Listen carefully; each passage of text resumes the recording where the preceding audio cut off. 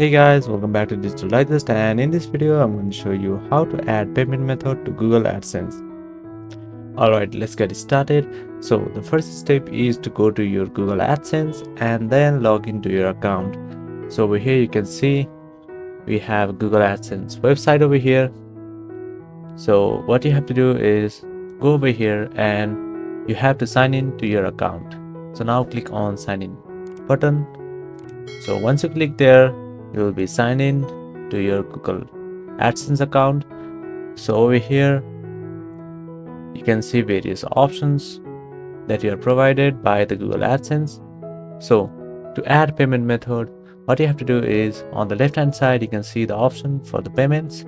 Click over here and here you are given with two options. So over here you can see the first option is payment info. So here you can see our payment information is not available. So what you have to do is enter your payment info. So click on this button and here you have to provide all of the payment information such as your account type, the name and address. So once you give all those information,